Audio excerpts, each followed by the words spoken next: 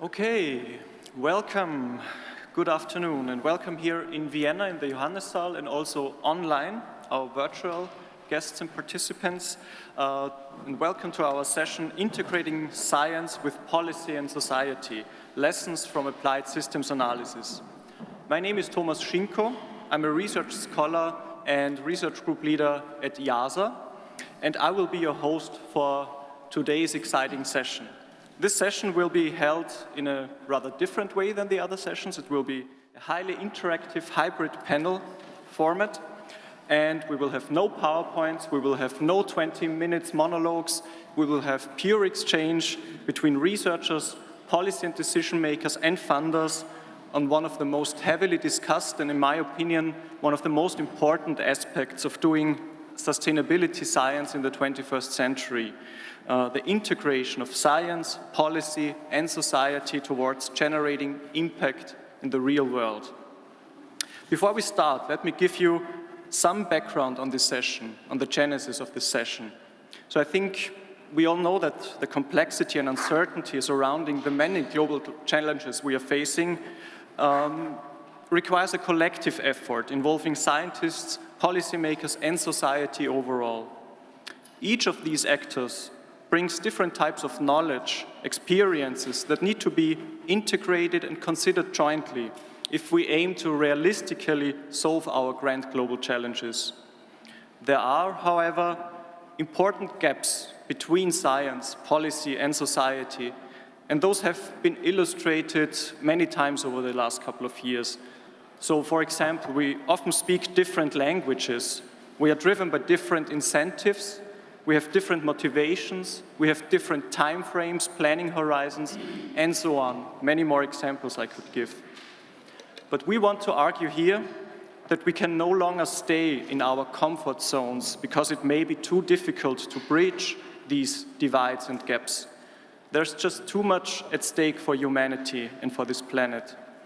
Luckily, many efforts have been initiated to address these gaps, and there are good experiences and lessons learned to build upon to continue our bridging endeavor here.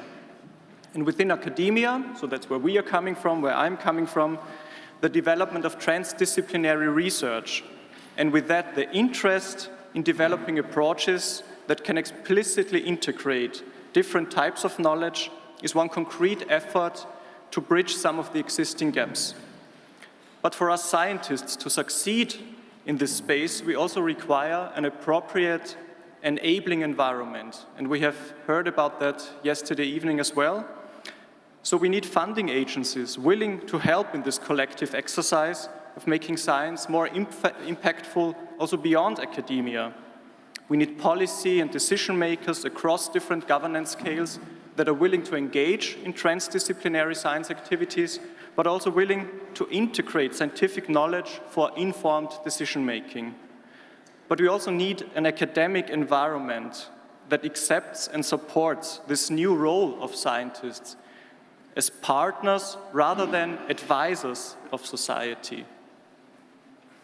So bearing these existing gaps, but also the positive steps that have been taken so far in mind, the aim of this session is to convene scientists, policy, decision makers, and funders to critically reflect on experiences in conducting transdisciplinary research and to what extent our lessons learned can be replicated or scaled up and out to other contexts.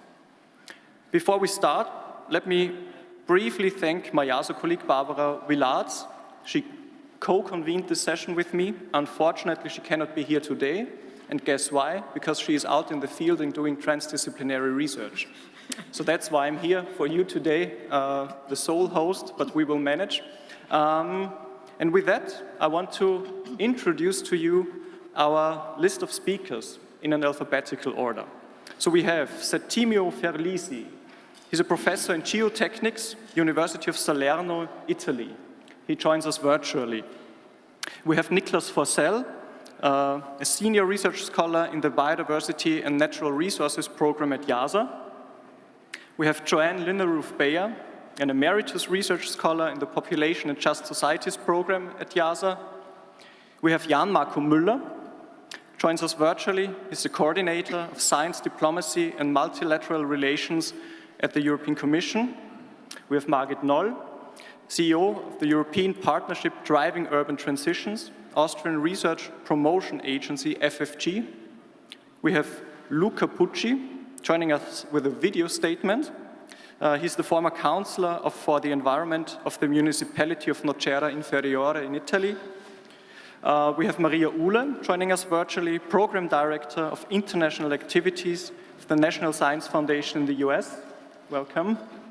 And we have Wilfried Winivata, a Senior Research Scholar, the Energy, Climate and Environment Program at IIASA. We have a very distinguished panel here, in person, hybrid. We will have interactive discussions, and I'm very much looking forward to learning from their experiences in conducting, funding, promoting, doing transdisciplinary research, and what we can learn from that. And in this first discussion round that we start soon, I want to ask them specific questions on their experiences in specific projects, what they have gathered and learned throughout their work in or at the intersection of science, policy, and society. And to our virtual audience, please, if you have questions, if you have comments, put them in the chat. We will monitor them. My colleague Anastasia will monitor them. And towards the end of the session, we will have a discussion round. And we will also try to bring in as many questions as possible from the virtual audience. But with that, I would like to get started. Wilfried, the first question goes out to you. So the GAINS model, I don't know, you will explain it. The GAINS model is one of the methodological underpinnings of one of IIASA's longest-serving science policy engagements. And can you please briefly describe the key challenges and lessons learned in integrating science and policy in the context of air pollution? I'm looking forward to that. You have 6 minutes. I was told to be strict. Thank you very much, Thomas. It's a great pleasure to be here at the 50th birthday of IIASA, and it's actually a great opportunity to tell you about the success we have with the GAINS model to influence, as a great think tank, the policy implementation of science results. We already heard yesterday that you have to produce a doorstopper of a book and then policy picks up. Only it's not true. It's not my experience. It's not the fact that I have the feeling that it's easy to interact with policy. It's a really grave work that you have to do in order to be able to move forward. And it comes with lots of frustrations, with recommendations that we work out from a scientific point of view that are not at all being picked up. And I can briefly talk about this, but it is not, by far, not an easy task to interact on a policy level. Before going here into detail, let me briefly explain what we have been doing. And I say we, I'm just representing a team at IIASA that has for a long time been led very diligently by Markus Ammann, before recently Sig Clement took over as leader of that team. And this team was able to develop a simulation tool, a model that can quantify the air pollution over Europe in the past and in the future. Air pollution, that's sulfur dioxide, nitrogen oxides, ammonia, particulate matter. And it also can simulate the impact of these compounds to the environment. Moreover, we are able to simulate from a technology database pollution abatement, how to reduce air pollution, and the costs of this abatement. And then we can link abatement cost on the one hand, with impacts on the other hand. We can then provide cost-optimum solutions given any predefined and acceptable environmental impact. After we have extended this with the list of gases to the greenhouse gases, the model has become known as the GAINS model, the Greenhouse Gas and Air Pollutant Interaction and Synergies model. This tool somehow has caught attention by policymakers and miraculously was identified as an instrument useful to facilitate comparison over many countries and many environmental issues on a level playing field. In consequence, the GAINS model was used to find agreement positions in European policy in terms of acceptable environmental damage and acceptable costs to mitigate damage. And countries agreed on the outcome of the GAINS model by providing their information in detail. And in the end, the numerical output of GAINS has been used in the National Emission Ceilings Directive legislation by the EU and in the Gothenburg Protocol by the UNEC. We even have extended that to the non-CO2 greenhouse gases, and together with energy models and with the Globiome model that's here represented by Niklas on the panel also here, we provide input to greenhouse gas emission limitations, the Green Deal of the European Union that is being implemented on a European level. So our data, our model results directly are used in policy. So this is great success. But what goes wrong here? Well, actually, policy and science speak very different languages. We have to acquire as scientists characteristics that we usually don't have. We have to acquire modesty. Policymakers want to sit in the driver's seat. They want to determine what they have to take up. We have to acquire secrecy. Policymakers who contract us do not want the results to be published, shared with the public before they have the ultimate say on it. We have to learn about timeliness. We have to prepare results so that it can move forward to the policy level, to the politicians, so that they can take their decision. And if they change priorities, even if we have worked very, very hard to get data done in time, everything we have done is in vain. It will not be used because they have changed priorities. We have to learn to be robust even with our interim results, because any data that we share with our customer who will immediately be used, and we lose control over the data.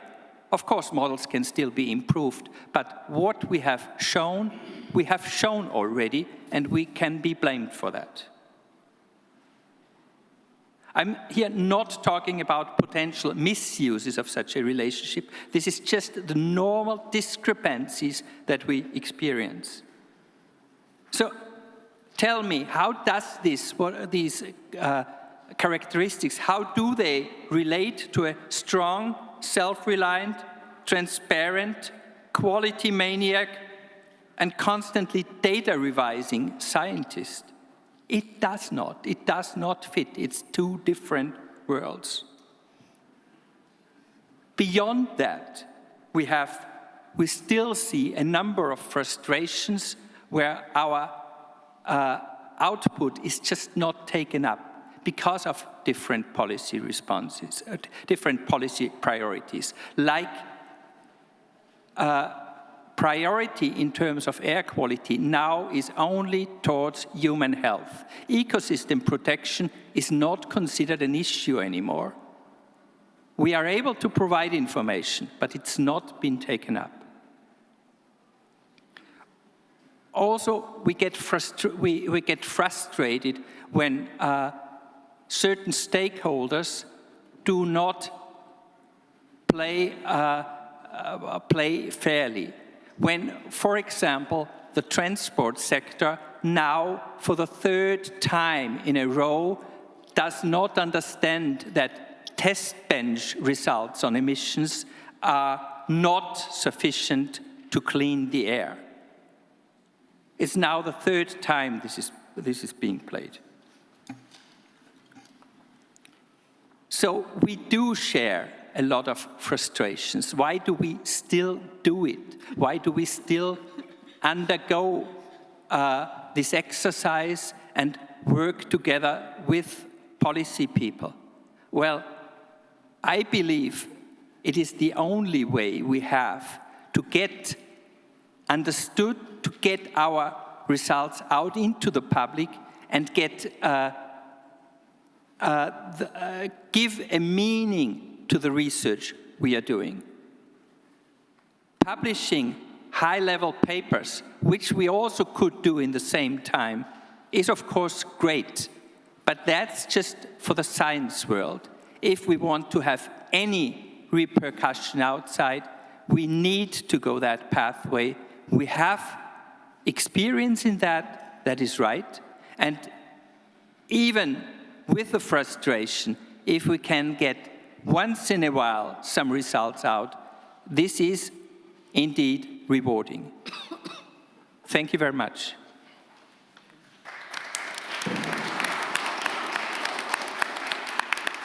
Thank you, Wilfried, for sharing your vast experience. It's very interesting to hear all of that. And you said the model was somehow miraculously picked up. So I will pick up on that later because I'm interested in the magic you did there.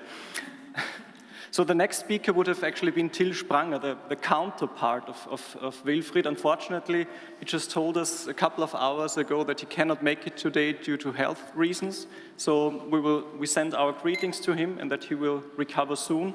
But we will discuss a bit later on also, because Wilfried, I think you have the experience also from the counterpart, you can bring that in. But with that, I would like to lead over to Niklas. And Niklas has been doing research in the field of forest management for more than 15 years, if I'm correct, yeah? And worked closely with policy and decision makers in developing, but also implementing policies. And I would like to ask you, what are your most memorable experiences and major lessons learned from your experience?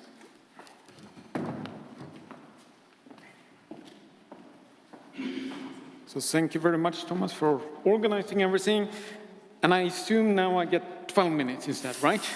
No, yeah. Okay. Okay, so my name is Niklas Forsell. I've been working at IIASA actually for just about 10 years. I came and started at IIASA just before the 40 years anniversary festival started. So it's actually one of the best start of a job that you get. You get hired, and a couple of days after, you get to go to a party like this. Fantastic. So during my 10 years at IIASA, I've been doing roughly 30 projects, leading around 10 of them that I'm going to speak about.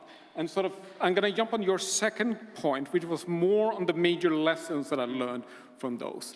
And if we're really talking about the impact between science and policy, and if I measure and think back on my project, which were the ones who had the biggest science policy impact, just on that as a measure, they have two commonalities.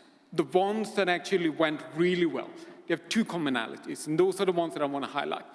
Number one which is controversial, both of them are, but number one, the funding came from the policy people. That's the ones who paid for the project. Either the policy team, a government agency, they're the one who held the money and they're the ones who paid for the project.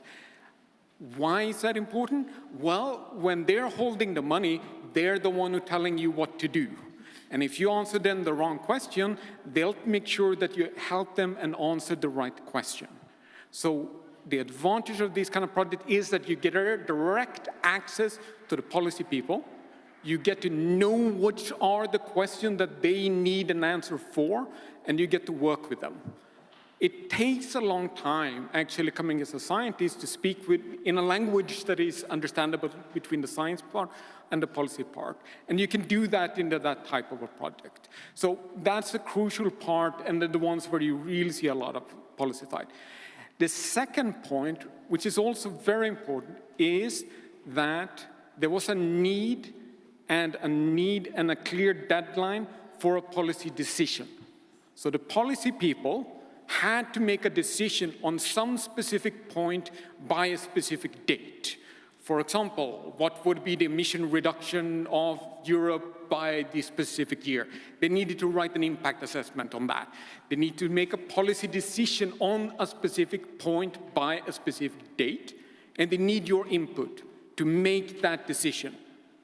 So there is a clear need of what the policy people require from you as a scientist to be able to answer that question.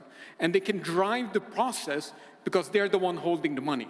So you really ensure that you're actually helping them creating the information that they require to make their decision that they're actually doing.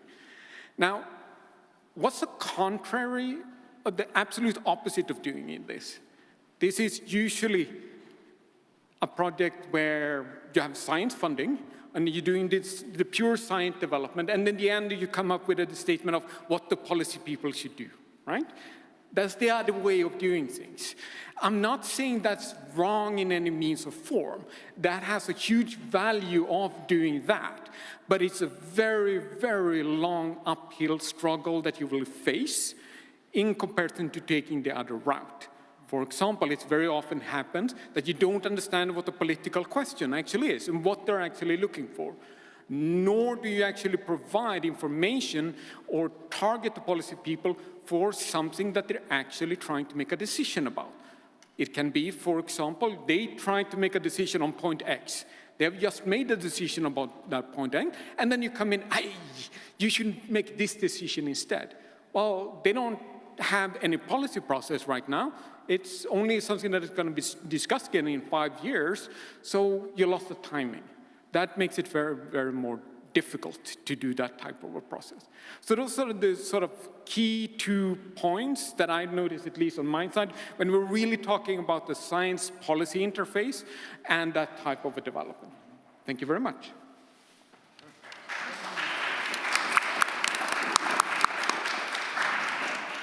Thank you, Niklas, for this very interesting experiences, sharing them with us, and for sticking to the time.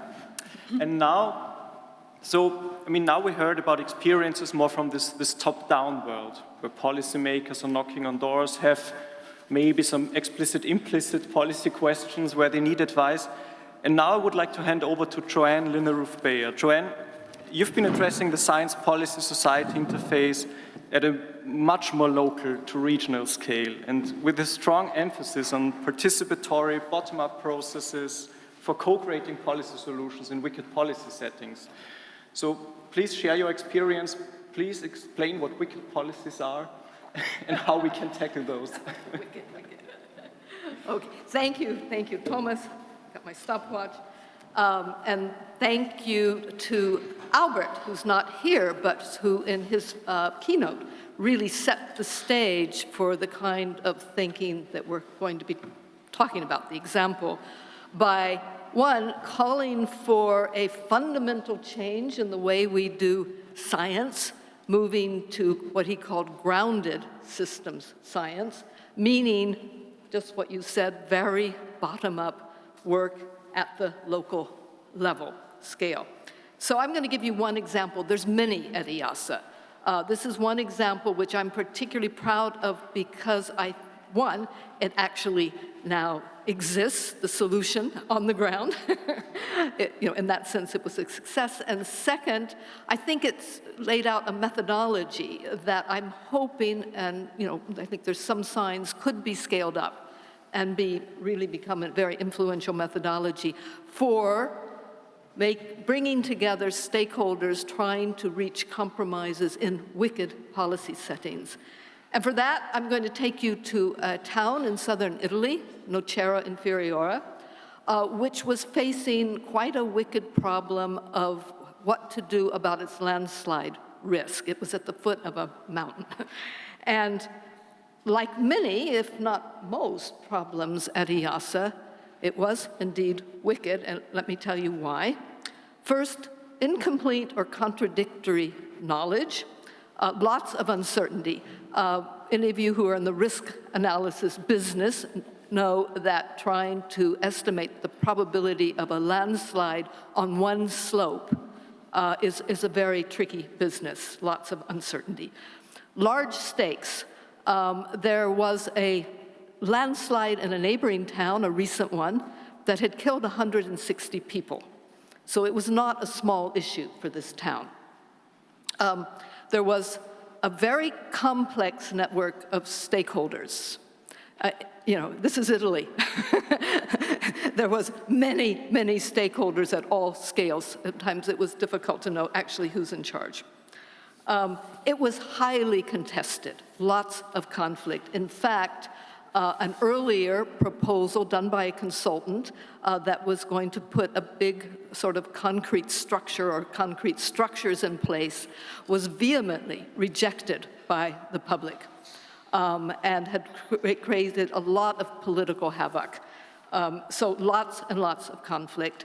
And for me, the most salient feature of wicked problems is that they're different frames of actually what the problem is, and therefore what is the solution. And because it's so salient and so integral to how we designed our process, I'll just quickly tell you those three frames in Nocera. One was what we call kind of the hierarchical actor perspective, was really, hey, the problem is we have to guarantee safety in this village, safety first. And that meant big concrete measures. Another narrative out there, if you like, was, and this is kind of I'm an economist, this is kind of the economic rational person narrative, was, well, wait a minute, we've got a budget. Maybe the biggest bang for the buck, the most efficient thing to do, maybe just move some of those high-risk houses out, move them out. And no big concrete structures, if they're more expensive. Then there was the egalitarian actors who didn't like either. And this is almost always the case, with a much more holistic, moralistic kind of narrative. And they said, wait a minute, what's the problem up there? The problem is we have industry up on that mountain, and they're destabilizing the mountain. Basically, we need to do a lot of nature-based solutions. We need to plant trees, walking trails, and so on.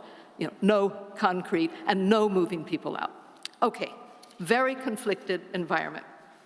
So, using systems thinking, we designed and carried out a 3-year stakeholder process that genuinely co-produced a solution based solidly on respecting these three views. The conceptual framing we used was what we're calling the Douglasian theory of plural rationality, sometimes called cultural theory. So, how did we do it? Quickly. But first, before I tell you how we did it, I want to give absolute credit to the person who was on the ground and who did actually do it, and that's Anna Skolobic, who's also with our project. And also I want to give credit to Mike Thompson, who guided us on the theory of plural rationality throughout the process. So I'm going to go through 6 kind of easy and not so easy steps, which are also kind of principles for working in wicked problems with stakeholder work. Step number 1, and this goes back to your point, make sure that you solidify that somebody needs what your results. You need somebody who wants those results. And we had that person. That was the environmental counselor of the municipality, and he's going to be talking to you after I talk. Step 2, absolutely know your stakeholders. In-depth interviews with all those stakeholders. Be sure you know how they view the problem and its solution. Make sure you know those plural frames. Third, absolutely assure inclusive participation in your process. And by inclusive, I do mean the usual, age, gender, education, but also that we get inclusiveness on those problem frames, those values, those worldviews. They have to be there, otherwise whatever you decide, it'll be sabotaged by the others, it won't be robust. They have to be at the table, all of them. What we did once we had those frames and so on, and had our participants recruited, we interviewed all of them, we knew where they were at, they divided themselves into 3 working groups, each with that particular worldview frame, okay? And so then, because we wanted to co-produce a solution, 3 solutions, one for each worldview, we had to find experts who would do that. And the first one I spoke to, a professor, I gave him the narratives, and I said, can you design a solution for each of these narratives with your budget? And he said, well, Joanne, I could, we could, but he said, 2 of your narratives are wrong. There's only one right one. And, okay, no. So then I found, and he's going to be talking to you, in fact, he's on the video up here, Settimio, who was very open-minded, very young worker. He said, I think our students can do that. We're going to work with each of the groups and get 3 different solutions. And they did. Very interesting, very technical solutions, but all of them, Settimio guaranteed me would stand up for any liability charges that they got for not protecting against landslide risk. So very, very, it was tough. It was a tough job for him. And so once you have then 3 solutions on the table, you do what any good politician does. You bring in a good facilitator and you negotiate a compromise. Not a consensus, they'll never agree with each other, but you say, look, we got to do something against landslides, let's find a compromise. We did that in Nocera. We ended up with what is called a nature-based solution, with the promise there would be some concrete, but the nature-based solution, which Italians call natural engineering solution, has been built. If I had slides, I'd show you a picture. It's there 12 years after we started this process. This took 12 years. Okay, so I'm going to let then, before I conclude this, I'm going to let the others 2 speak who were part of this, and a critical part of it. Without these 2 next speakers, this wouldn't have happened. So, my hat's off. But before that, you may be asking, is this systems analysis? Because frankly, that's what they've been asking me at IIASA for quite some time. Is this systems analysis? And for that, I just want to leave you with a quote, which actually got quoted in that video yesterday, if you saw it. A quote from C. West Churchman, who's sometimes considered the father of soft systems analysis. And he said, a systems approach begins when first you see the world through the eyes of another. Remember that.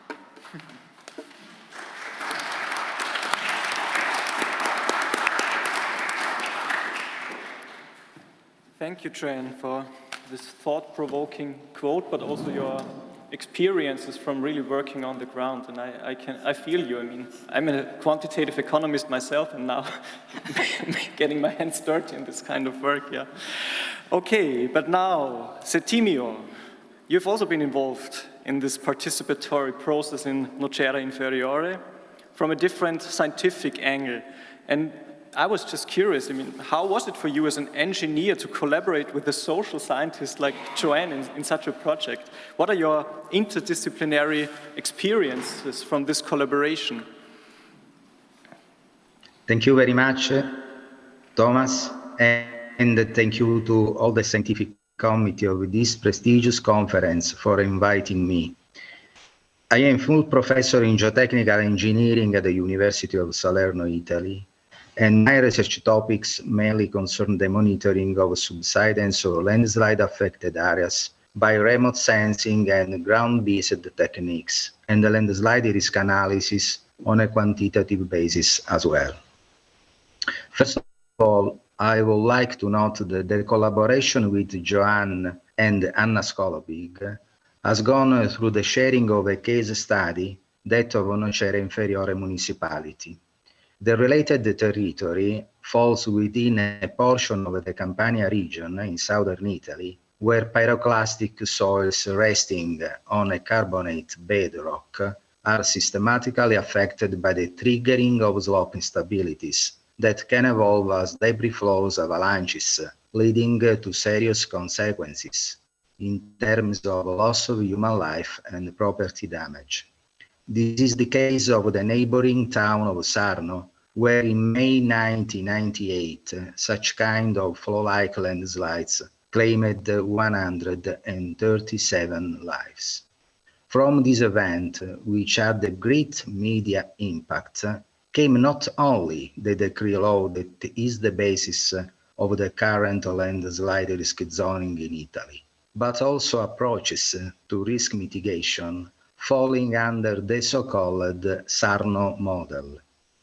That model, in brief, stipulated that risk mitigation should predominantly pass through the implementation of structural protection intervention, namely which do not intervene in reducing the probability of triggering slope instabilities that are big, large, because they are designed considering the worst-case scenario. Even for Nocera Inferiore, after the 2005 event that caused the 3 victims, it had been proposed by the Regional Emergency Commissioner to carry out similar intervention, which were moreover very expensive and such as to require significant maintenance. Yet this proposal was rejected because it was considered very impactful and overly conservative. Instead, the transdisciplinary work done within the Safeland project, in which I experienced, thanks to Joanne's guidance and the field work done with Anna, the importance of giving credit to local knowledge and the different views for landslide risk management provided by stakeholders, particularly within the participatory process. As a main novelty, this resulted in not one, but 3 different proposals for risk mitigation, responding to 3 views: hierarchical, egalitarian, and individualistic, in accordance with the theory of plural rationality, that moreover allow for the 3 cornerstones of sustainability: social, economic, and environmental to be contemplated. Maybe add something like this here. It was a real eye-opener experience for me and my students to design technical landslide mitigation options that corresponded to stakeholders' values and worldviews. The fact that then a compromise solution was reached testifies not only to the goodness of the work done, but the common desire to arrive at the end of a virtuous path with maximum satisfaction. To the best of my knowledge, 12 years after the end of the participatory process in Nocera Inferiore, similar experiences, specifically on landslide risk, have not been repeated in other municipalities in Italy. And it is a real pity, also because the acceptance by an engineer such as myself of suggestions coming from work guided by social scientists and involving a vast arena of stakeholders does not determine, as one might mistakenly think, a debasement of technical content, as much as an exaltation of it, with solutions that are not imposed, as usually happens, but shared, and such as to respond globally to the needs of a community, without losing sight of the ultimate goal of risk mitigation, which is primarily that of safeguarding human life. Thank you very much for your kind attention.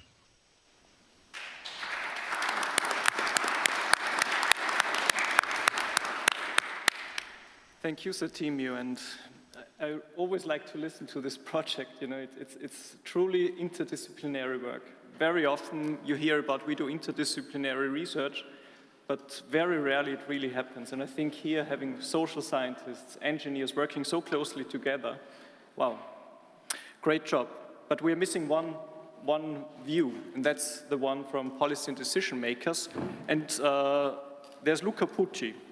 He was a local decision maker in Nocera Inferiore in that process. He's unfortunately not able to join us today, but he sent us a video message, and we asked him why he actually got involved in such a project, and did it make sense for him? Did it support him in his decision-making problem, and in what ways? And I hope we can see the video now. Good evening, everybody. My name is Luca Pucci, and at the time of the Safe Land project, I was an environmental counselor in Nocera Inferiore, and I'm very happy and honored to share my experience with you this evening. My job as an environmental counselor in Nocera Inferiore has not always been easy. When I started in 2006, several families who lost their beloved ones in the 2005 landslide still did not receive any reimbursement from the government. Their expectations had not been met, their needs have often not been addressed, and they did not trust local decision makers. As a result, I had often visits of these families at my office, trying to address their individual problems, but also keeping in mind that hundreds of inhabitants on the slope were still highly exposed to landslide risk. There was no time to lose. This is one of the reasons why my motivation to get involved in this project has been so high since the beginning. I knew indeed that this was a unique opportunity to start deblocking the decision stalemate that characterized landslide risk mitigation decisions in Nocera in the past. Our process proved how unfavorable prior conditions, like the one I just described, can be overcome by the creation of a safe and trusted environment for citizen participation and engagement. Indeed, the participatory process contributed to catalyze concrete actions, including the implementation of risk reduction measures, natural engineering work some years after its end. Most importantly, it created trust among participants, and it showed that a transparent process can make a difference. Thus, my first take-home message is exactly this. A participatory process like the one described by the previous speakers can really make a difference. My second take-home message is that this process has considerably and positively influenced the administrative and political dynamics for landslide risk mitigation in Nocera Inferiore. On the one side, it has increased the technical awareness of the urgency to implement the co-designed risk reduction plan. On the other side, it has shown that it is possible to work together with multiple groups, like the environmental groups that played a critical role in this process, and citizens to develop a shared visions on what to do. Of great interest was also the identification of points of agreement and disagreement among participants, the sharing of responsibility between decision makers and citizens in relation to the risk mitigation plan, and the legitimization of decisions on priorities provided by the participatory process. The legacy of the process, so told me some of the residents who participated, was to keep landslide risk reduction as a priority on the political agenda. My third take-home message is that the natural engineering works implemented after the end of this process have provided not only increased landslide protection, but also improved access to the slope areas, increased risk awareness, along with economic benefits and aesthetic recreational value. Also, they have been cheaper than grey measures. Thus, Nocera provides an example in counter-tendency with other experience in the same region. One final lesson I have learned is that trust among participants and respect for different points of view are particularly important, although they always need time and effort to be developed. In a context of trust, participants' positive orientations and expectations can have an influence on the entire process and provide a ground for legitimacy of decisions made. Finally, I'd like to thank again the organizer for inviting me, and I'd like to thank all of you to listen to my contribution, and I hope that this contribution will be useful to your discussion.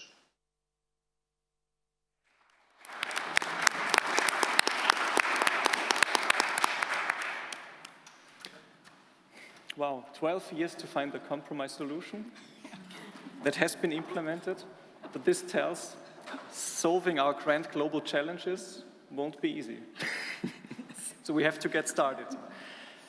So I think now we have a very good overview of what kind of more top-down, bottom-up, participatory, transdisciplinary research examples exist, what lessons have been learned. And in the beginning, in the framing of the session, I also talked a bit about the enabling environment. And we are very happy to have two representatives from funding agencies here with us today, and also a representative from the European Commission, to talk a bit about these enabling environments, how they have changed, how they could change in the future. And I would like to start with you, Margit. We've heard that in some situations, like for Niklas, for example, or also with the gains model, there are policy decision makers knocking on our doors, having explicit, implicit questions, give us a box of money and say, please provide solutions. Very often, in our research, we do strive for interaction and integration with science, policy, and society, but we have to look for this ourselves. And now my question is, how could the existing funding schemes, how do they help to advance this kind of transdisciplinary research? And how can funding schemes create or improve frameworks for effective science policy cooperations? So great if you give us some ideas from your experiences. Thank you very much for this introduction, and let me first congratulate IIASA for the anniversary, but also for picking this theme of transdisciplinary research, as it is an increasingly relevant issue, and I'm very happy to talk about that. I'm not only representing a funding agency, a funder, but I'm also running a comprehensive research and innovation program that has the explicit aim to support and ask for transdisciplinary research in order to deal with one of our societal challenges and for this to get transformation going for the sake of our cities and our urban areas. So in that regard, I would like to give the aspects that have been addressed by various speakers before a name, right? And that's challenge-driven research and its mission orientation. And that's something that is different to perhaps what you usually use as what kind of research approach they're using, right? This is a paradigm shift and a new perspective that gets more and more important, what kind of research we need in order to tackle the societal challenges. And that comes along with some new conditions, how this cooperation can look like and what is needed, right? It is not, as Niklas, I think, said, it was paid by policy, so policy came with a question, right? So it was not you that picked the question saying, out of all the opportunities, this is what I would like to investigate. Policy defined it, right? And that's an essential condition in order to get a science policy cooperation going, right? It is basically not your choice which question you should answer. It is about getting the requirements and the needs from policymakers, may that be how to transform our cities or how to deal with climate change, because that's what policy needs to tackle. And the challenge is that policymakers need to deal with an entirely complex system. Right? They can't, there is no quick fix to none of these issues, neither for the policymakers nor for you as scientists. Right? So they need urgently your support in understanding this complexity and understanding what their choices are, which buttons to push, what kind of order, what does it mean if they do A and B, and what's the consequence of all that. And that's where this cooperation is really urgently needed. And for that, of course, we need to create an environment that allows, on the one hand, you to also be part of a level playing field that cooperates with policymakers and many other stakeholders, by the way. So this co-design thing is an actually necessity, in particular when we talk about transitions in the wider sense. And one of the principles that transition theory tells us is that we need experimentation. Right? We need this ground. There is no direction, a clear one that we can go. We need to go with the flow, if you will. We need to experiment and test what works and what not, and deal with these complex conditions. And in that regard, we, in the program that I'm managing, which is a European partnership in the urban transition context, we try to build a European-wide research and innovation ecosystem that allows all these actors to cooperate. And this also puts a lot of requests and demands for the funders themselves. We need to tweak our conditions, the funding rules, the opportunities for all these various actors to be part of a project. It's not only funding you, it's funding everyone, which is already a legal issue in many countries. But that's something we need to all together sort out. How can we bring policymakers to be part of your project, right? Starting with defining the question that they need to get answered, and then working together to sort it out and test a bit, experiment. So what we are doing is we are offering a platform for multi-stakeholder dialogues to start with. Now we bring all these actors together, no matter if there's a project there or not, people that are interested in a topic, to exchange, to understand what the different perspectives are, to co-design the problem in the first case, to set the priorities of something that can be funded later on. It is about tweaking the conditions for projects, so we are fostering urban living labs, something that we have heard a lot, right? Maybe not in the urban context, but still. So this local, place-based experimentation, creating a room for all these actors to work together. And research really has an essential role in that as a driver, creating, moderating this space, but inviting everyone and finding a way, the language issue, right? The different concepts that are there to meet each other and basically go their way together. It is also by supporting synthesis of results, translating science into something that policy can understand and act upon. I know that, and this is essential because you of course, as scientists are bound to your incentives that you have, high-level publications, right? Who is able to use that in practice? Right? Not many, I guess. So we need to find ways, in addition to what you are doing on your scientific perspective, translating things into something for policymaking. But that finally brings us also to new formats, how we can bring these research results into our daily lives. So again, the urban context, we're looking into formats to valorize, to let people in the cities experience the look and feel of how a future city can be, right? What new solutions are there, so that it's not only a theoretical exercise, but that's something that people can experience in their daily lives and understand what it means becoming part of this transition that we need. So that calls for many different things. I think we go into that in the second round, I guess, what helps and what may need to change. But this paradigm shift and this kind of mission orientation, challenge-driven approaches, I think they are essential if you want to deal with societal challenges. And of course, there needs to be the room for you to investigate whatever there is, go beyond any limits that there are. But on the other hand, we need to complement that with a new set of corporations that allows us to bridge this gap between science and policy. Thank you.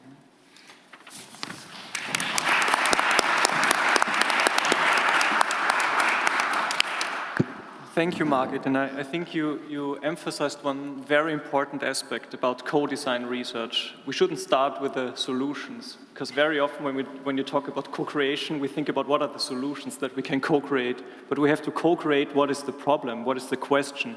And that means when we write proposals, we already have to start co-creating these proposals in one way or another. And that's tricky, yeah? Okay. Now we have a more global perspective also. Maria Uhle, Belmont Forum. You're also putting a very strong emphasis on transdisciplinary co-design research projects. Why do you think this is important from a funder's perspective? And in particular, we have now been talking more about the global north, developed country perspective, what challenges and opportunities do you see for transdisciplinary research in the Global South context? Great, thank you, Thomas. As I'd like to join everyone else to congratulate IIASA on another decade of a birthday. I'm Maria Yule. I'm a program director for international activities at the U.S. National Science Foundation, but in this context, I'm also a co-chair of the Belmont Forum. So we are a group of funding agencies we're 31 members representing 55 different countries, and we come together to create opportunities for international or multinational transdisciplinary approaches to global environmental change challenges.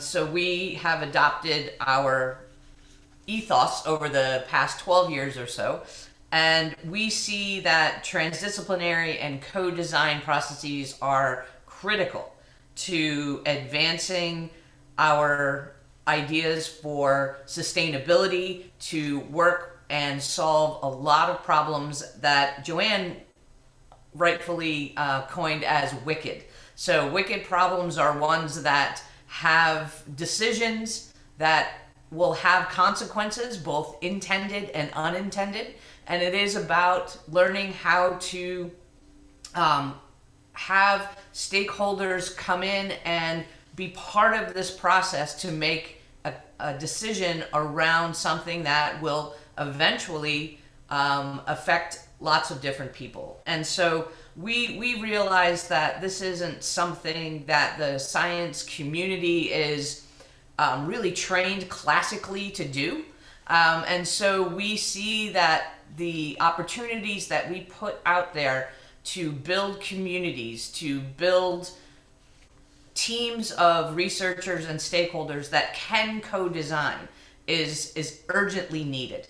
I think the fantastic examples that both Wilfried and Nicholas and Thomas, some of the things that you were talking about, also really do lend themselves to making sure that we have a solid way of bringing the science to policy. And that really does mean that we have to kind of switch, as scientists, switch some of the ways that we're thinking, and to really look at a systems approach and realize that the decision making is also a system, that the science is only one input into a whole landscape of this. And so we do really need to, I think, provide those opportunities for the science community to engage in this with stakeholders.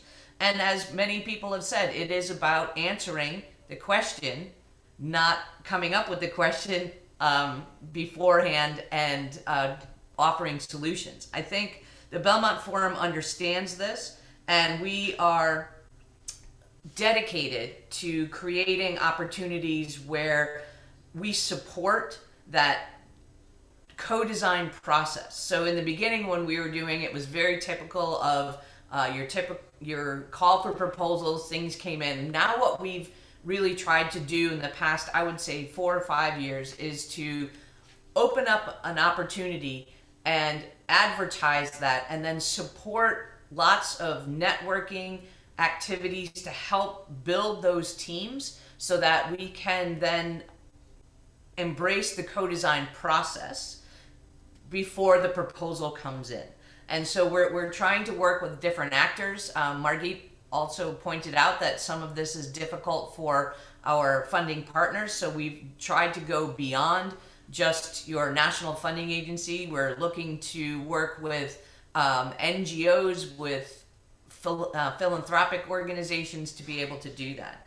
And I think that's really one of the critical pieces that we are looking at. And as far as the global north and the global south go, the challenges are pretty much very much the same. I would actually say that in a lot of ways, the global south is ahead of the global north in terms of embracing the idea of having science be relevant to decision making. A lot of the global north, we have, I guess, the we live off the affluence of, and we can then have our curiosity-driven science be something that we fully embrace. In other places where you can't necessarily support that, the science really does need to help solve individual or regional problems. So a lot of ways the folks that are working in the science enterprise in the Global South are already attuned to working along these different ways.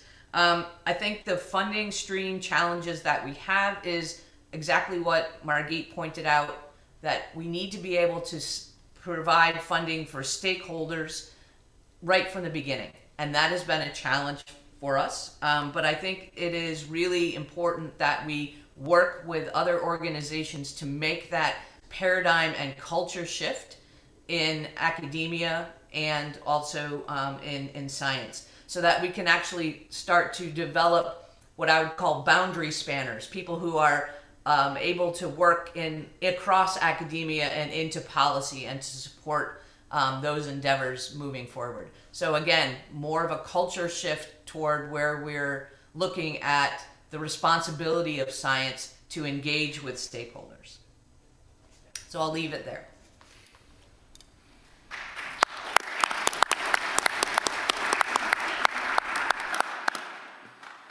Thank you, Maria, for your statement, and I'm glad to hear that this paradigm shift is going to start, and we are thinking about that not only from a scientific perspective, but also from the funders' perspective, and very exciting to learn about this Global South experience also, about participatory and transdisciplinary research, and let's talk about this a bit more in detail after Jan Marco. Jan Marco is not only a good old IIASA friend, he's also currently in a very influential science advisory position at the EU level, and he has ample experience in science diplomacy at a global level.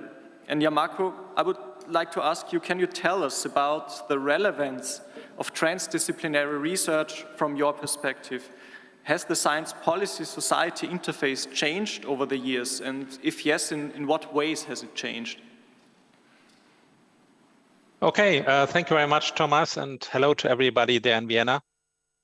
First of all, also on behalf of the European Commission, happy birthday, IIASA.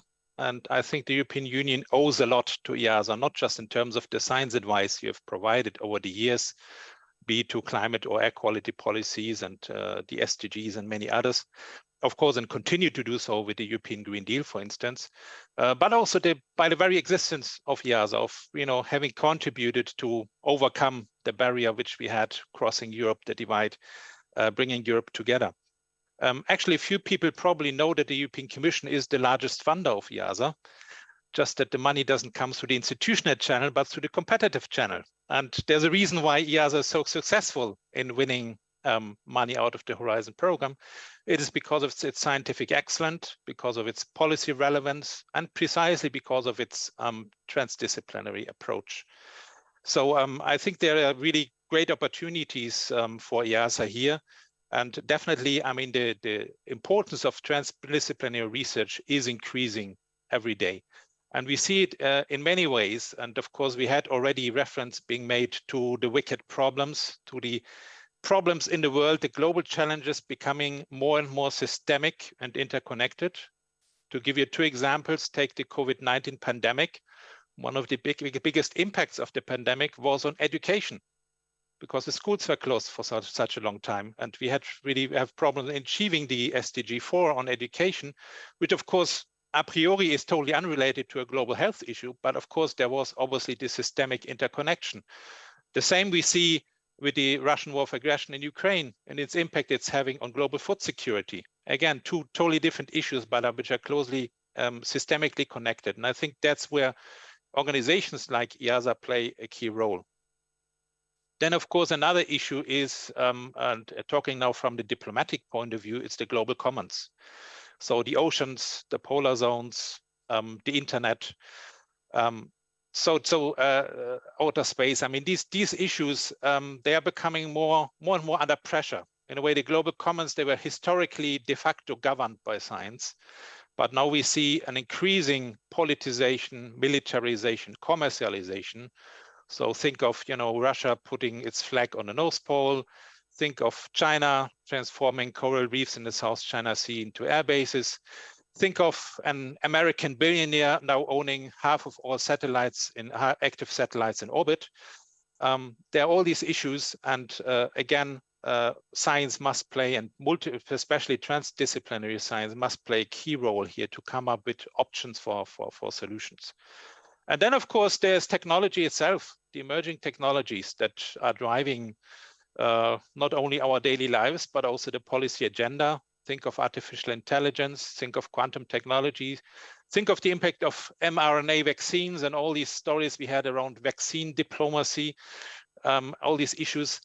They are, of course, also creeping up on the political agenda and will require a thorough scientific and technological understanding, and also an engagement with society, thinking now of the ethical implications as well, not just the political ones. Now, on your question on the science policy interface, it has changed a lot. And this is due to the fact that actually science and policy themselves are changing a lot. If you think of the changes we have seen in science in recent years, opening up open access, open science, engaging with citizens, citizen science, also finally, we in science now thinking about our evaluation systems, that evaluating science is more than just period publications and third-party funding, but also impact on society, which arguably is a little bit more difficult to measure, but which is a core element, of course, of scientific service to society and to policy. But then, of course, also the world of policy is changing. We are faced with a political world which is much more polarized, much more fragmented. You know, in the past, there were things like what we called in German Redaktionsschluss, so the deadline by which the news had to be delivered to appear next day in a newspaper. Of course, nowadays, news are produced 24/7, and they are produced by everybody.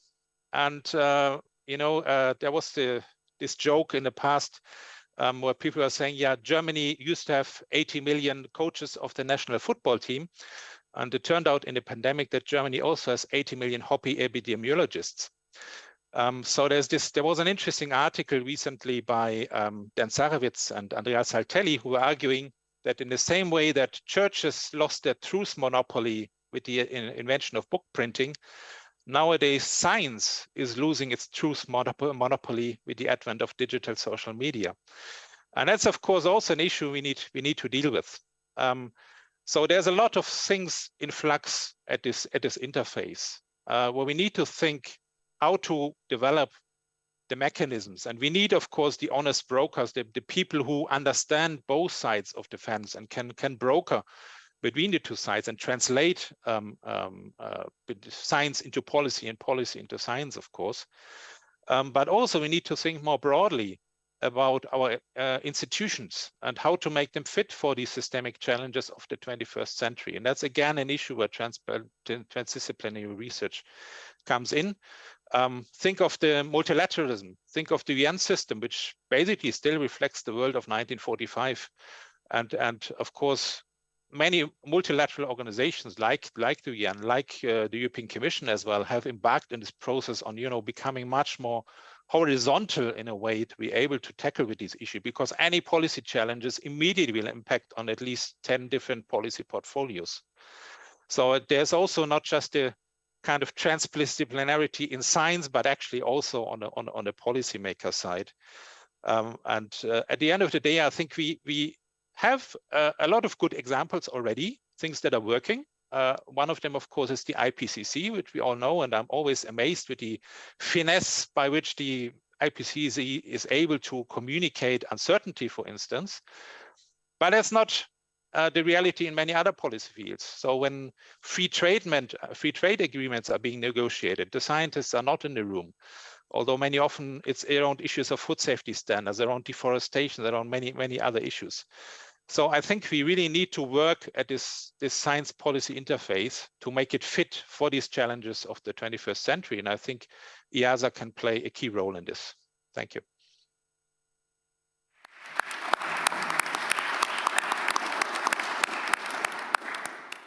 Thanks a lot, Jan Marco, and I think you raised many important issues, talking about institutions, about the governance systems. Are they up to speed for the challenges we are facing, and you raised many important questions, and I think everyone here has 3 or 4 hours tonight to discuss all of these.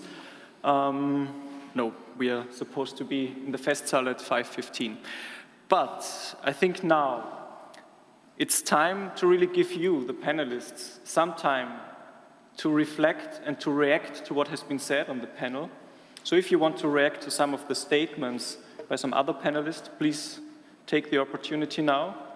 Or please also give us your ideas now. Maybe you've come up now with some new ideas, novel ideas. What do we actually need to foster transdisciplinary research? What are the next steps that we really need now to get this going and to scale it up? Because as we have seen, there are quite some global challenges. We have to think globally, act locally. We have to get started right now. What is needed? Whoever wants to go first. Wilfried, yeah? Thank you, Thomas. First, I think we should make a point in that there is considerable interest from policymakers in science in getting structured, high-level scientific input. This is, just as a statement, we have to recognize that this trust on that level still exists. And here I want to come back to what Niklas said about 2 different ways of interaction with policymakers. First is when the policymakers really want you to work on a problem, when they come to you or when they call for projects specifically because they have a problem, then they are willing to pick up on that and make that into legislation. There's also other scientific problems or scientific projects where you either because it's part of the project proposal or because you find it could be of interest to policymakers, try to involve policymakers at a later point in time and try to make them buy in at a later point in time. Typically, as I mentioned, policymakers want to be in the driver's seat. They will not pick up, at least not immediately. Actually, I remember really interesting results from a cost action, particulate matter and health, really highly important at that point in time in the early 2010s. We made a final meeting in Brussels in order to get policymakers in, and actually I think we were about 50 scientists and 2 or 3 policymakers. That's very typical. You cannot force them, those people who have little time, to come into your room, even if you go into the city where you expect they are anyway. What you can do is you can possibly raise their attention. And when their attention has been raised by such by your own project, then they might find this is something useful. They might buy in, and only when they spend their own money, then there is a chance of something really getting implemented. But when they spend their own money, they will do a separate call, and that the team that operates on it might be a completely different research team. It's a complex process. Indeed, Wilfried. Joanne, I think you want to react on that.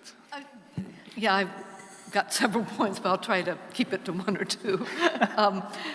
Yeah, I mean, I think we're talking actually about something very similar. You're talking about giving policy, modeling results for the most part to policymakers, or analytical results. And we were talking about giving results of a stakeholder process to policymakers, and it's the same issue. Whether policymakers want to accept whatever the stakeholders have come up with depends on, it's a complex issue. Is that going to help them get votes? Do they need to do it? So, and certainly I don't think anybody in this room is under the illusion that stakeholder processes actually make the decisions. No, the decisions are made by our representatives, our policymakers, who we have voted into office and who quite legitimately make the decisions. But they can get information by getting, understanding what stakeholders actually want. But I think you should keep in mind, that, I'm not a postmodernist completely, but there is no true value-free information that you're giving policymakers. Models have values embedded in them, and of course, stakeholder processes quite explicitly have values. In fact, it's just the values of the people you have in the room. There's no pretense that they're statistically representative of the whole society, so policymakers quite legitimately can reject them. So, we're I think, same page there. But what I think the other point I'd like to make is the 12-year point. I think we're finding that policymakers are beginning to see that they do need to have their decisions legitimized. And some of the modeling science might legitimize it, the stakeholder processes might legitimize it, but it's true, and not just are policymakers starting to call for stakeholder processes, but for instance, here in Europe, it's legislated. It's legislated in the flood directive. It's legislated in practically all the directives. So, there has to be a stakeholder process of some sorts. And I know that lots of people doing research, for Horizon Europe, practically all proposals now have a work package on stakeholder involvement. And I've been a part of many of those, or at least know about them. And it's quite alarming to see often they see a co-production process happening in 2 meetings. Now, I say, well, wait a minute, you're having 2 meetings and you're going to co-produce policy options? Yeah, it's a living lab. Okay, good luck. It takes back, if it's not a wicked problem, okay, but if it's a wicked problem, no, you're not going to do it in 2 meetings. We did it over 3 years. And also, after our funding stopped, the process continued without us for another 2 years because they wanted to come up with something, and it wasn't easy. So, so that was 5 years of deliberation, and then another 7 years to actually get the thing built. So it's not easy to do this, and this was just on one small decision. And we've got millions of these decisions if we're going to make the transition that we need to make. So, of course, the next question is it possible? Can we have this kind of a democracy? Is that going to work? Yeah. So. Okay, Margit, I think you're next, and then I see Maria, and then Niklas. All right. Perhaps picking up what Wilfried said, I dare to say that at least for these kind of challenge-driven approaches, right, not for everything, and there is other parts of research, but for that part where transdisciplinary research is essential, I dare to say that policy must be in the driver's seat. Right? That's exactly the point, that they put the question up front where they need advice, where they need to sort out the mess that is there in data, in modeling, as well as in the processes, right, on all these ends. So when science would start knocking on policy doors, I guess it's already a lost case. If you start selling it then, right, you may be lucky, but maybe you just didn't hit the question that day. So it may be quite tricky. And that requires, the point that I would like to add here, not repeating what I said before, but this requires particular skills, and this requires to keep it and put it into the curricula of scientists. So my daughter is just finishing her bachelor, right? She has never talked about dealing with other stakeholders, policy communication, translating her research results. This is all about content and never about how all the rest that science actually needs nowadays to have a success and to have an impact. So I think working on the curricula is essential to put that somewhere, and I hope this falls on good ground, some of you here, it's the policy relation, how to communicate. Right? There are many different bits and pieces that we need to get right. And finally, it's about the trust. Right? If we want to get the science policy cooperation working, trust needs to be on both sides. So policy needs to understand that there is something to gain beyond they get from social media, that there is actually evidence in there, there is qualitative, quantitative data that really matters and makes a difference for decision making, but also in science that they rely on this is a trustful relationship, that it's worth taking the effort. Right? So there are a couple of conditions now we would need to tweak and get going to make this a success, I think. Thank you. Yeah, I think the point regarding the curriculums, the education of scientists, that's spot on. Yeah, I mean it's all learning by doing for us. Maria, you're next in line. Trust. So thanks for that, Margita. Your idea around the curriculum development is exactly the point that I was going to make, and we see that this is a real roadblock, and that we are, as Belmont Forum, investing in different approaches and programs to develop curricula, to work with organizations that are defining best practices for stakeholder engagement and having that be part of the training. So Belmont Forum actually, when we have a call for proposals or a collaborative research action, we invest in trying to provide our teams, even after the fact. You know, they've put their proposal in, we decided that these are the groups we would like to fund. We try to work with them to say, okay, what is the best practice? And we realize this is an investment. We're trying to disseminate this kind of capability and skill set to as many people as we can. And what I would really like to see is for the university systems to pick up this kind of approach. Margit, your point about your daughter, you know, working in this realm and not having a formal way of learning how to do that, I think is a great case in point that we need these kinds of things. We need to go beyond just our narrowed definition of what a scientist is, and be able to expand on and provide opportunities for those folks who may not want to necessarily go directly into academia. There is a desperate need for these boundary spanners, for those people who can, you know, translate and go back and forth. So I see this as a fantastic opportunity, but also as a critical need. Thank you. Maria, and maybe that's a niche for an institution like IIASA, who knows? Niklas.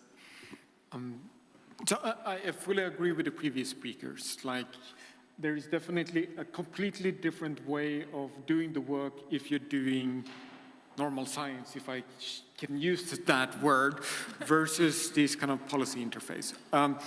Let's take on the normal science. Like, you write the paper. We all taught how to write a paper as a PhD student, right? 80% is on building a model or something similar, setting it up. 20% write the paper, publish, done. You do a couple of tweets about it. You go in and a couple of conferences and sort of promote your work, right? That's the normal process. On this policy interface, half of the work has been done by the time that you give the policy people the data that they want. Half of the work. All the other work, that's usually where the scientists stopped. That's just answering all the questions. How did you get the data? Explaining how you got the data. No, I can do a sensitivity about this. I can change it like that. If you want to do it like this instead, this is how it will work. And all the interactions with the policy people, the stakeholders, and all the other ones. That's half of the work that you have to consider.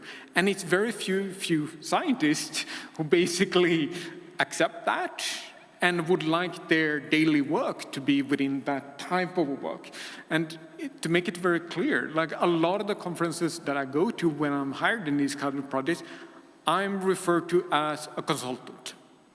I'm presented as Niklas, here's the consultant who had done this work. Mm-hmm. That's a type of work that we almost are doing as a scientist. And it's a very different type of work that we're doing. It's still very important, but it's very different from the traditional school or way that we're doing things. And that can be accepted by some people, and some people really do look down on that type of a stagnant, that you're actually a researcher doing consultancy work, right?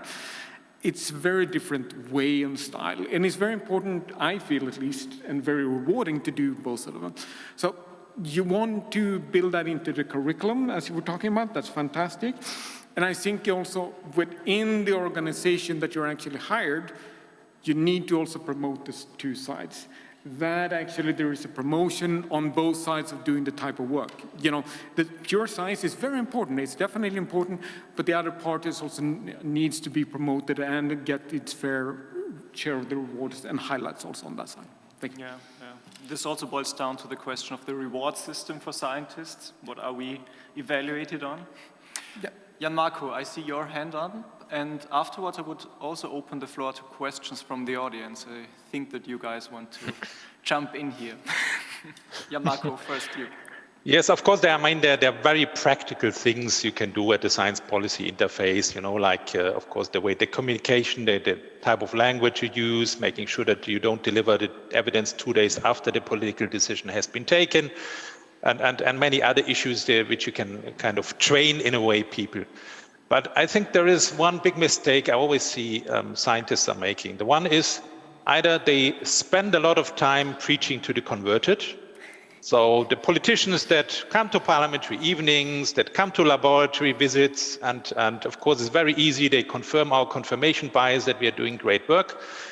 But on the other mistake scientists are doing, they waste a lot of time with these lunatic climate hoax politicians whom we are not going to convert no matter how much evidence we are going to throw at them. And what we often forget is this majority, I would say, of politicians that are in the middle, that are unengaged with science. They're not anti-science, they're just unengaged. Perhaps they didn't like physics at school, grow up in a household where there were no books, or feel that scientists may embarrass them because they don't have a PhD. And it's with this kind of politician that can actually be convinced by arguments with whom we need to engage. And this, of course, it requires getting out of the comfort zone, definitely. But I think those are the ones we need to work on. And when it comes to the lunatic politicians, my recommendation is always we need to address the people who vote for them. Yeah, because it's a matter of fact that 50%, close to 50% voted for Brexit, and close to 50% voted for Trump. It's with these people that we need to engage with. And this again, it requires going there without hubris, with empathy, being open, listening. What's your problem? What's the issue? And I've experienced it again and again when I was in discussions around, for instance, GMOs and gene editing. When you start to engage with them, then you see that actually science is not the issue for them. They're perhaps concerned about business ethics of multinational companies or whatever it may be. And then you can have a totally different debate. So empathy is very important. It also requires scientists becoming storytellers, developing narratives. And yes, it also means emotions, which is very uncomfortable for scientists. And of course, the evidence should be free of bias and should be free of emotions. But I always say nobody forbids scientists to touch people's hearts. And that's something we need to get better at, especially when we talk to these people that are unengaged, or who may easily fall into that trap of these opinion leaders on social media, and those are the people I think we need to engage with. Mm-hmm. Thank you. Thank you, Jan Marco. Okay, so the last half hours for the audience. Please, questions, comments, share your experiences. Okay. Now you guys have to help me who was first. I think, Klaus, you even raised your hand before that, and then we move over there. Okay, thank you. Klaus Kubetschke from the Austrian Institute of Technology. I work on research technology innovation policy. I made this experience with Niklas where you were saying that in the organization that I work, there had to be made a decision whether you're a scientist or you're an expert advisor. And this has consequences. And so sitting between the chairs, you know, this way is quite the challenge, costs a lot of energy. And I hope that the agreement on the revision reform of the research assessment that was just signed, as far as I understood, by the European Union, that this should make hopefully a change, and the European Union should quickly implement that also in a way that exactly these forces that we have are not necessary anymore, and that you're rewarded if you take this risk, which is actually really has been a big risk in my career. But the other thing is, with respect to this education topic, I just want to mention when I was at IIASA in 20, 20 years ago,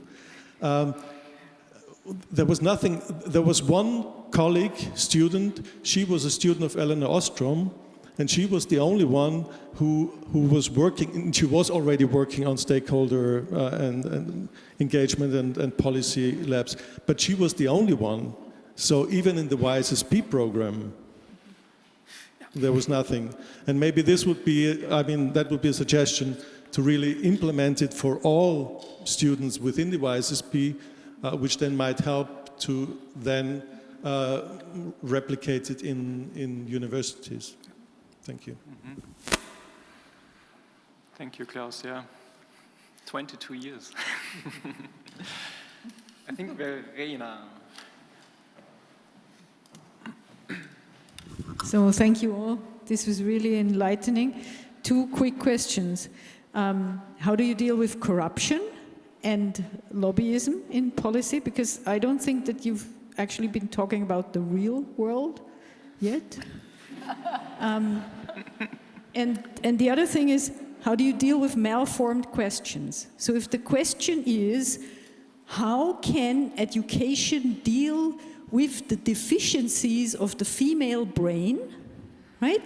You're kind of buying into a question which won't have a particularly good answer. Thank you. Okay, who wants to address these questions? Also the virtual panelists, please feel free to jump in. Maybe we should take Corruption. Should we take more questions, maybe? I can take one. Actually, I was starting to during my presentation, I already hinted at I'm only talking about the ideal situation. In practice, you notice that there is a lot of things that are not ideal. What we actually can do as a high-level research institute is carry with us a clear signal what we are able to do, what we are willing to do. And as soon as we get a small signal that someone wishes us to provide results which we are not able to provide, to make a clear sign that these people realize immediately we are not on board. And I think we are doing quite well on that. There have been instances where national member organizations tried to take advantage of a high-level research institute like IIASA being in their neighborhood, but I think so far we have been able to ward that off. And I think the same strategy also is valid to your second question. Margit and Maria, you also want to respond? Margit, please go. All right. Yeah, so I think that the point behind your question is mainly what are the conditions that these principles could work, right? I don't expect that corrupt people will need science to help them doing so. They are perfectly fine to do it by themselves. But when it comes to defining the question, then it already starts, right? It is about what is the right question, and this dialogue that there should be could perhaps, in the best case, guide also the policymakers to identify what the right question could perhaps be. What we see in the discussions on those matters, of course, is under what political conditions can this mechanism work, right? And we see kind of a split in those systems where it's perfectly fine and people are aware and engaged and willing to do so, and then there's the other side where it's just rather not possible because there is no interest neither in scientific evidence nor in a cooperation or anything else. And we see, of course, an increasing number of politicians towards this later, right? which gets a lot of risks in how do we deal with these challenges. I have no answer to that. Perhaps Maria has. Or Jan Marco has, but this is really an issue that we need to deal with. How can we convince, how we can still work with good practice cases, right? Just showing what is possible, what change is possible if we follow this route and not the other. But besides that, you're very on the point. Okay, Maria, please. So I don't think I have a flat out perfect answer for this, but I do think that it is in the best interest of everyone involved to really think about, acceptable codes of conduct. I think that a lot of, and that goes back to what Wilfried was saying about, understanding what the motivation is for the data to be used. But I think it's also really important that if there is a project where science is involved and it's been explained and provided data, and someone takes that and uses the outcomes to their benefit that doesn't necessarily follow the results, I think that's almost like a traceability issue here, so that you do have at least recourse in later on to say, no, this was the outcome, this is the way science would interpret that, you have chosen to utilize it this way. So there's at least a bit of tracking rather and a much more open and transparent process. And again, I think, as far as funding agencies go and proposals, I think a lot of the peer review process would, let's say, provide a bit of a buffer on at least your second question. So I think that wouldn't review as well. And potentially funding agencies, at least in academia, might look at that as something that they wouldn't necessarily recommend for funding either. But again, the opposite side of that is there may be funders out there who will. I mean, we have the science funding climate deniers. So, there's that as well. And it really does come down to having a transparent and open process so that people can make their own decisions. Science can only get you so far. Ultimately, that decision comes from those people sitting around and making their minds up by themselves. Yeah, Marco, and then I would like to collect 2 or 3 questions. I already know who. Yeah. Just to comment on the issue of lobbying. Well, as somebody who works for DG Research and Innovation, let me tell you that science is not free of lobbying either, because every second publication ends with the words, no more research is needed on this topic. It's just when the agricultural lobbyists come here, they close the streets with their tractors, which is more difficult to do with mass spectrometers. But joke aside, I think the issue here is, of course, transparency. And for instance, here at the European level in Brussels, we have a transparency register, and Commission officials are not allowed to meet lobbyists which are not registered. But at the end of the day, in a societal debate, I think it comes down to accountability and holding politicians accountable. Of course, we live in a democracy, and elected politicians, they have the right to ignore scientific evidence. Because they are elected by the people. I'm a scientist, I'm not elected by the people.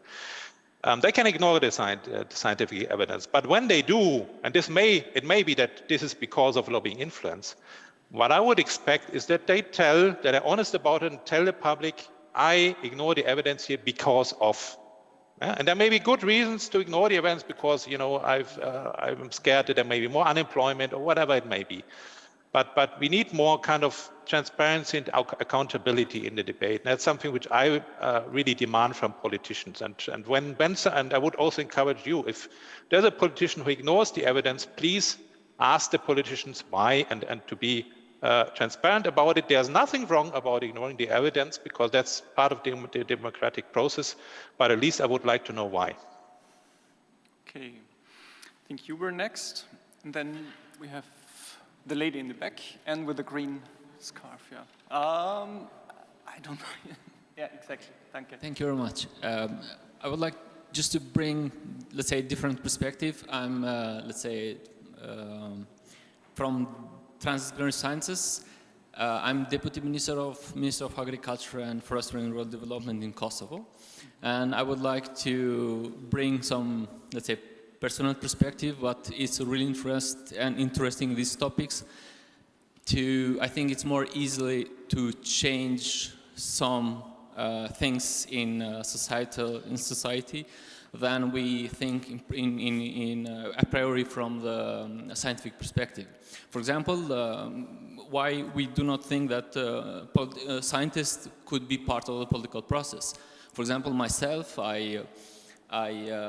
because I was thinking how, as a researcher, could I change the things? Should I be proud of myself to have 200 citations, or should I change the life of the ordinary people who are facing daily challenges? So I decided let's say, to change the perspective and to try to be part of the political parties, to help them in transdisciplinary way, from scientific perspective, from ordinary people, challenges, to build programs. Then after tomorrow and tomorrow, the politicians you will make accountable, because during the election process they have promised to the people that will do something, and you as a scientist have been part of that process, putting some let's say promises that are very important to change the life of the people. And when you will come then the part of the ruling, let's say party, then you are then you may implement, let's say, a very structured way to give advices to politicians in top levels, that these are the programs that we have written, these were the promises that we have given to the people, and so you can make them more accountable. So I think this is very, let's say, different perspective that we can do, and if we as a scientist, we put ourselves to that perspective, we do not try to push the scientific evidence-based data, but we have to pull them from that perspective. So it's much easier, and from system perspective, easily we can identify who are the people, let's say, are needed in certain momentum in political process to give some advices. Thank you very much. Thank you for sharing your experiences. Yeah, please go ahead. So, as some others here, I think I just came from COP27, and I have a question for the researcher who focuses on pollution or emissions, or as Al Gore said, using the air as an open sewer, which I think is a great statement. So there was really information overload at COP27, but one thing I read somewhere was that there is some emissions accountings from private sector entities, and that those emissions are larger than the reporting from the countries. Yes. And so I was wondering, so which data then do you use? The emissions reporting from the private sector that are not necessarily linked to the NDCs and emissions reporting, or the emissions that the countries report? And that might be a nice roundtable to try to get some transparency and accountability into that system. Thank you. Let's collect another one. I think the lady in the back there. Thank you. Brilliant discussions. I'm really enjoying this. Dilek Freisel from IIASA. I also have similar experience working with policymakers as well as citizens, so I would like to bring that up as well. We have been working with the Ghana Statistical Service and the Environmental Protection Agency on integrating already existing citizen science beach leader data, plastics leader data, into the official statistics and official monitoring and reporting mechanisms of the Ghana Statistical Service for the SDGs, for the indicator related to plastic debris density. But it is really interesting to hear from all of you. I think I didn't hear the word patience here, because that was one of the key learnings for me. because we started the project, it was supposed to take about 6 months, but it took more than 2 years and a half, because it was really difficult, and I wasn't experienced directly working with policymakers, and we also tried to engage with a lot of stakeholders in the country through in-country workshops and policy roundtables, as well as we tried to bring in global actors, such as UNEP was part of the initiative as the custodian agency working on that particular indicator. And it was a long process, but there was also a lot of trust issue, I guess, when we started. The local citizen science networks that are actually collecting, volunteer networks that are actually collecting the leader and the data, were like, we tried to reach out to the government so many times, they haven't listened to us. Why now, and why would we trust them now? And then at the same time, the National Statistical Office was like, can we really trust this type of data? This is not really expert data. Can we really integrate this into our statistics, official statistics? And this could be even for advocacy. You know, it's risking the impartiality principle of official statistics. So there was a lot of issues, even though everybody was really willing to work together. Everybody was really, like, they were all working towards the same goal, sharing, you know, the same goal, common goal. And it was really, really difficult, and it was a long process, and it took a lot of time. We managed in the end, but, you know, all these things that I've learned throughout the process, like building trust, working towards common goals, working with various stakeholders, are really, really the key points, and I've seen that a lot of you have mentioned all of these today. Thank you. Just wanted to share this. Yeah, I think patience sums it up very nicely. So Niklas, I think you want to respond to the one question regarding the emission accounting. Sure. And then Anastasia would like to ask you, other questions from the online audience? No? Okay, then we continue here. So the inventories, there are two different systems currently. For the countries themselves, it can basically come from the IPCCs, and they have set up rule books that are basically this high if you go through all the sections on how this should be done and how it should be approved, and they have a very, very rigid system of experts being educated on the topic before you're allowed to do it, as well as country reviews, so other experts from other countries coming in and reviewing how your country has done it. And basically, a country like Austria produces a report roughly around 600 pages per year that documents how that is actually being calculated. And still you have experts coming in as like, that number over there, I'm not really sure. And there's still, you know, gray zones and discussions, so on. That has been a very long process on developing that system, setting it up, and we're currently still in the process of developing that for the companies. It has not yet been set and commonly agreed upon how the companies should do it.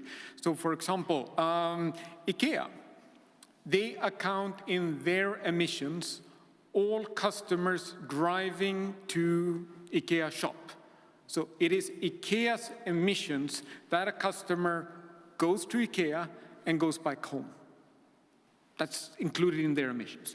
That's not the case for quite a number of other companies. So there are those kind of clear differences still, and that makes for a lot of the differences as far as I understood so far. Thank you. Steffen.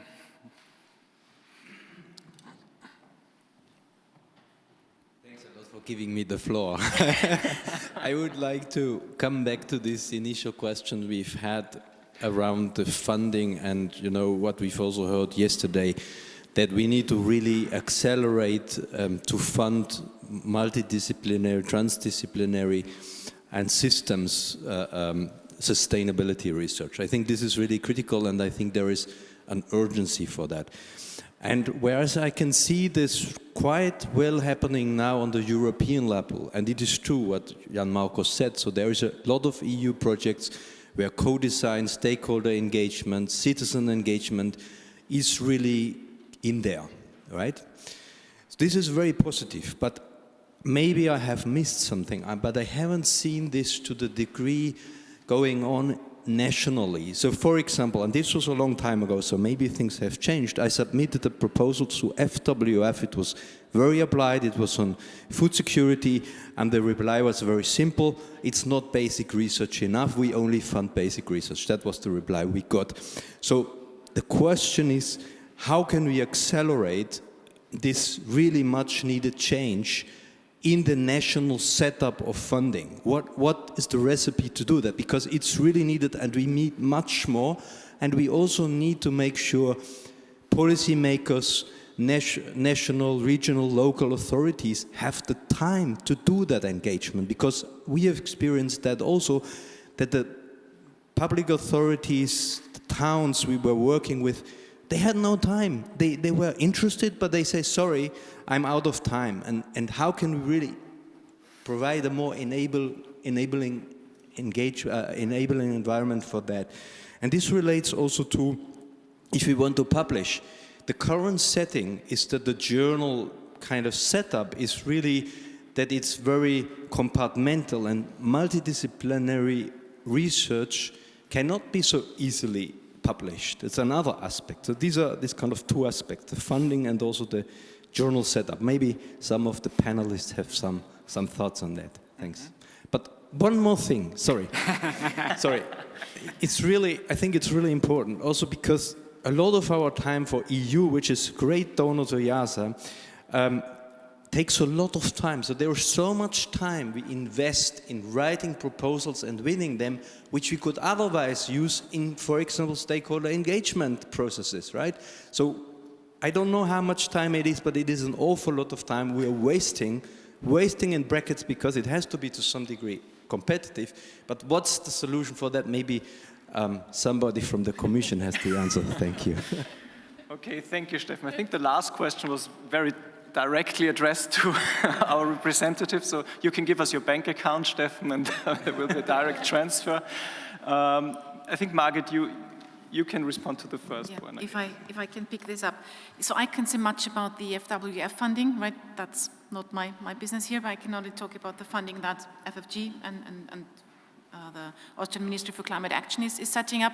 And this has changed or developed quite substantially over the last years, right, into thematic programs that were starting from a very strong technological perspective. So this was about innovation and technology, like BMFIT, BMK things, very much focusing on tech-driven, and which now turned into more systems approaches with a lot of, again, engagement, co-design in the urban context, requiring the cooperation with cities.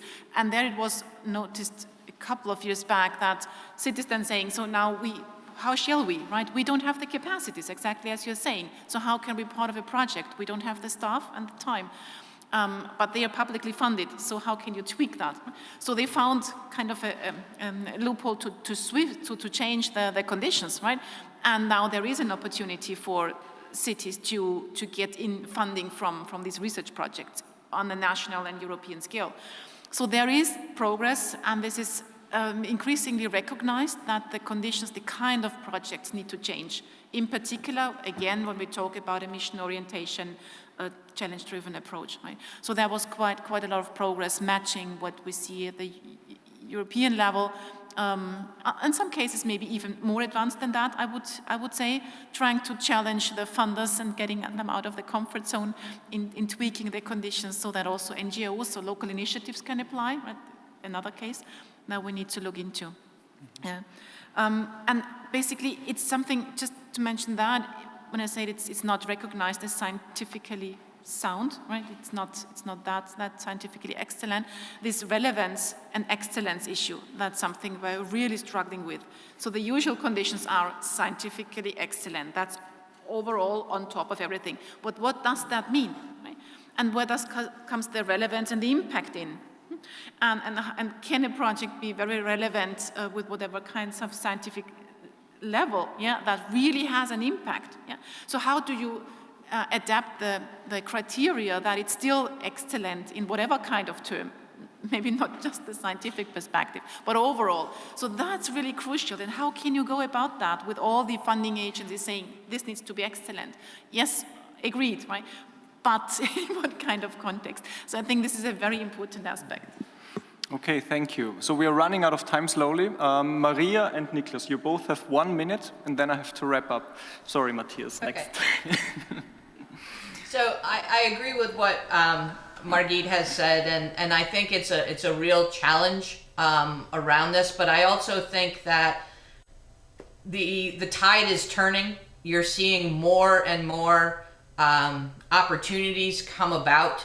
I think our national programs are typically slow to respond, but what you have seen is there are multinational, international groups that have come together to focus on these kinds of things. I think don't underestimate the power of the science community going to your funding agencies and saying this, you know, you have to beat on the door, you have to be a lobbyist, for lack of a better word, but get in there and say that this is really important. In addition, remember that the review process is done by your peers. So that is another thing that needs to change, is to have the reviewers say, look, this is scientifically excellent and it has huge impact. This is the kind of thing that we want to go. And be stubborn.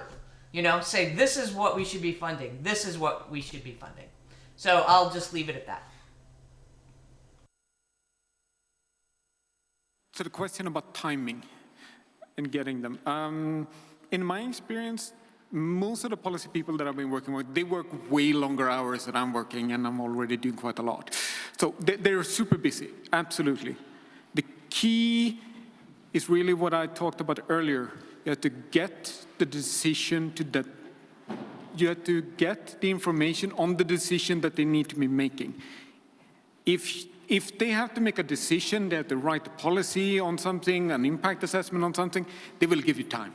Because their job is on the line and their name is on the line. Because they need to make a decision, and they usually really want a lot of information about it, but which is the decision that they're trying to take right now is something that you don't know when you're writing a proposal. And it can change really, really quickly also what is the actual decision that you're trying to make. So that's a difficult part of it, and really being able to be flexible to what their actual needs are. Okay.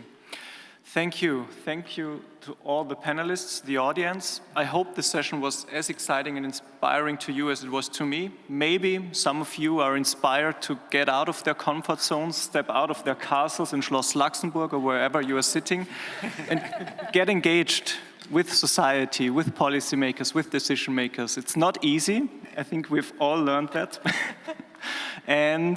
But it's exciting, I have to say, and it is the thing we have to do if we want to solve our problems. We have to collaborate. So thanks again to the speakers. Also thanks again to Barbara, who cannot be here today, but who was very supportive in co-convening this session. Thanks to the IIASA and Austrian Academy of Sciences organizing teams.